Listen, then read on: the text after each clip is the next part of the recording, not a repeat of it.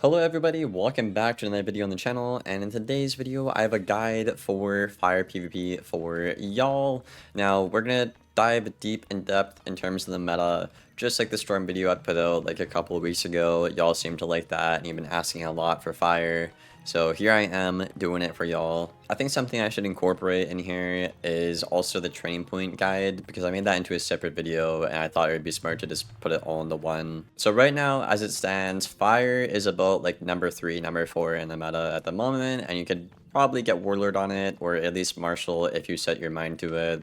So let's talk about some general things, right? So the meta is very dot and still a little hot orientated with, berry and jades in general, but dots are still extremely, really overpowered. And the reason for that is simply you can make 3 dots with 7 pips with the Amut fusion right here. And you don't really have to give up anything for these fusions because Fire Dragon is good and Amut is good. And the card is good, so you're checking all 3 of the boxes for this fusion, and generally the counters aren't going to be able to keep up. Now there are some instances where, like in a fire mirror, where the best way to play it is to cosplay a storm and then play for catch of the day and burst damage elephants, try to win aura war, stuff like that.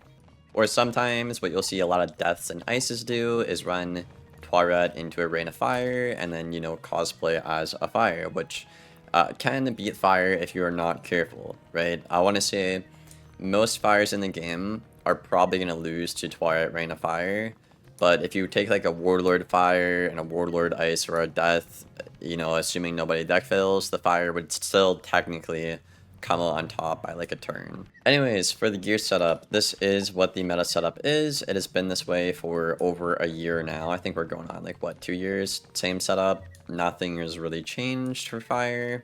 I will quickly just go through everything here so you can copy it if you want. But if you are in my Discord server, you can check out all my decks and all my gear setups for everybody. So you don't have to like watch a full video like this in the future if you just want to join the Discord there. I also do, ping y'all about when new videos come out, or if I'm hosting a tournament, stuff like that. So definitely join that if you are interested, guys. Now, one thing I want to comment on is the pet here.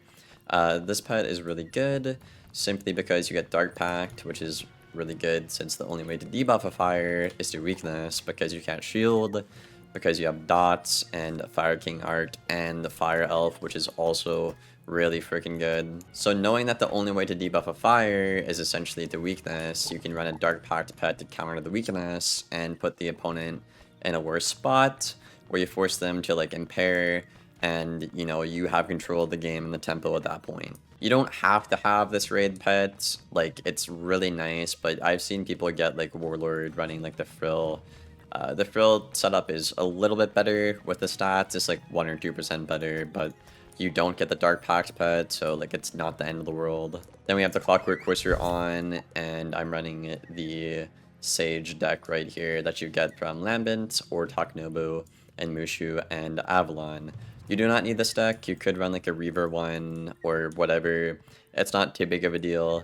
People prefer this deck because the P-Serb, the Arch Mastery, and the Dark Surge item card, very nice to have. Then generally, these are going to be what your stats look like. I am missing my Brace Defy, so, add 6 onto there. And then, it's just really good all around the board. Now for the deck setup, this is personally what I run. I will explain it a little bit right now. But essentially, with this deck setup, you are only going to be losing to Storm probably, and the other matchups you won't lose unless you deck fail or you don't play it well. So a lot of fire PvP boils down to you just buffing and auraing a lot, and then trying to fuse a dragon with an Amut to create this demon of a card, and then play around the counters. So when I say play around the counters, again, you want to keep in mind stuff like, what's it called? Toilet, Stormzilla, Leviathan, right? You need to expect for these things to get countered and then have a plan out of that. Like, okay, if I'm gonna get countered here, what am I gonna do? And that's pretty much the entire gameplay loop for fire. Then you have King Arts in for people who shield it kind of weirdly, or like Life Wizards, maybe balance. You could pack Fire Elf, Path B, It's really good actually. I just kind of have a hard time fitting it into my deck, but I would definitely recommend packing that to combo with the Freed. It's very good. And then the second half of my deck is essentially just heal counters, Dark Surge, and Aura War.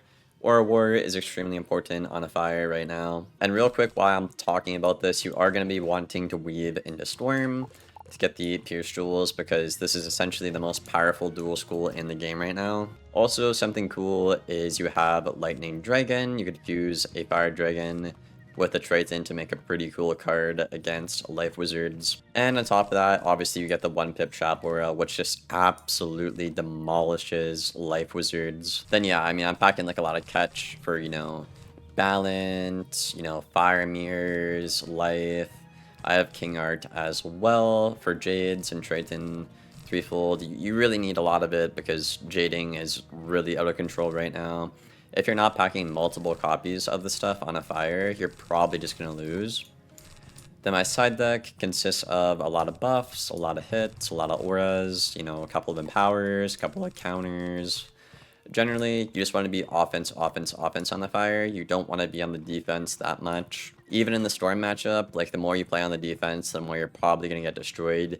You need to bring the fight to them. You can't just let them, you know, come to you, basically. Okay, now for training points. Well, nothing too crazy. You know, you're going to want Attenuate. Obviously, you get that from the Arcanum. And you're going to want the Attenuate 1-pip from the Weaving Quest. This is the rank 4 Firestorm Weaving Quest. Then, if you can, get Spellaments for King Art and Triton on the path B. I really recommend it. It's nice to have, especially when you combine Reshuffle. You know, I don't think I have it in right now. But you can pack a Reshuffle inside deck if you really hate Jades and, you know, pack all these and you'll be fine on a fire. And I guess one last thing I'm going to talk about is the balance matchup, because that matchup has been like up and down. There's like fire favored, and then people found out Rainbow Serpent was broken, and then it wasn't fire favored, and then they also started packing trap counters like Rebirth and MLA and stuff on a balance. So basically what I found is best to do right now on a fire is you want to buff up a lot, maybe catch the day, and oddly enough, this has worked really well on my stream, but you want to get a lot of buffs, a lot of pips, and try to counter their braces. And what you want to do is try to send a really nice OT, either into an Ifrit, into a Surge, into a Scion, or really nice OT into a Bull with your pips, right? So I've had games where I let them take like a Scion on me, right? But then I just do the 1-2 OT combo and they lose, you know? Or I've had games where I send the OT, they send the Chimera, but, you know, if I pull my cards properly, like the buff, the Mute, into the Ifrit, into the Surge, into the Scion, you will kill them about a turn or two before they can kill you.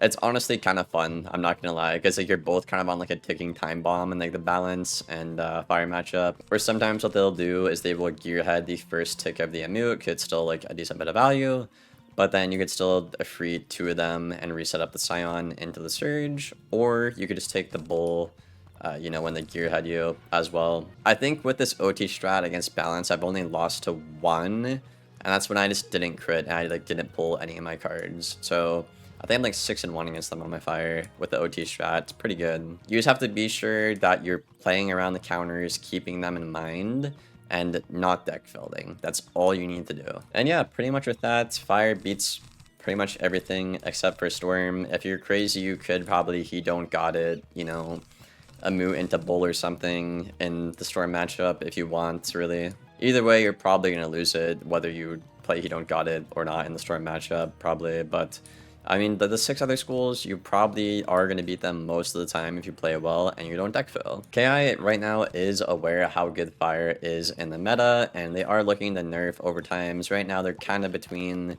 you know, making the DPP go down, because in case you guys don't know, any overtime fire has is essentially Storm damage per pip, but they basically justify that because you can technically counter the overtimes, so they won't get the full value out of like the Storm DPP on the fire OTs, you know?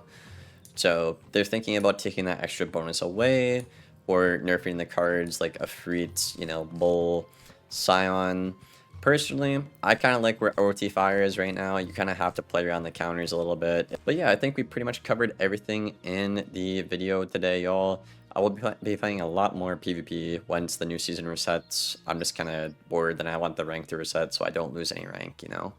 But, yeah, I think we pretty much covered everything, the deck, the gear, why everything is good. I hope you guys enjoyed the video. If you have any questions, let me know down there in the comments below, and I will help you out. I'll see you on the next one. Thank you for watching, and take care.